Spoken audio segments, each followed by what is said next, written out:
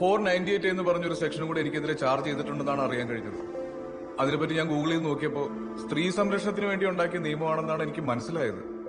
എന്നാൽ അതിന് താഴെ കൊടുത്തിരിക്കുന്ന അടുത്ത വരി, ഈ ഇന്ത്യ മഹാരാജ്യത്ത് 100 കേസുകൾ ഈ വകുപ്പിൽ ചാർജ് ചെയ്യപ്പെടുമ്പോൾ അതിൽ 24 എണ്ണത്തിന് കഴമ്പില്ലെന്ന് കണ്ട് കോടതി തന്നെ തള്ളിക്കളഞ്ഞെന്നാണ്.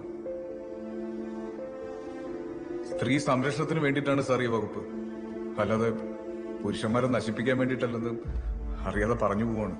കയറിക്കിടക്കാനുള്ള പൊരയിടം കൂടെ നഷ്ടപ്പെട്ടതായപ്പോ ഒരു കഷ്ണം കയറിൽ ജീവിതം അവസാനിപ്പിക്കേണ്ട നമ്മൾ കാണേണ്ടി വന്നു. പ്രതികരിക്കരുത്, കാരണം മരിച്ചതൊരു പുരുഷനാണ്. സർ, എന്തിന്റെ പേരിലായാലും ഒരു സ്ത്രീയും പീഡിപ്പിക്കപ്പെടരുത്. എല്ലാ പുരുഷന്മാരും നല്ലവരല്ല, അതുപോലെ തന്നെയാണ് സ്ത്രീകൾ. പുരാണത്തിൽ സീതാദേവിയുടെ മഹത്വം പറയുമ്പോഴും കഥയിൽ ശൂർപ്പണകമാരും ഉണ്ട്, അത് നമ്മൾ മറക്കരുത്.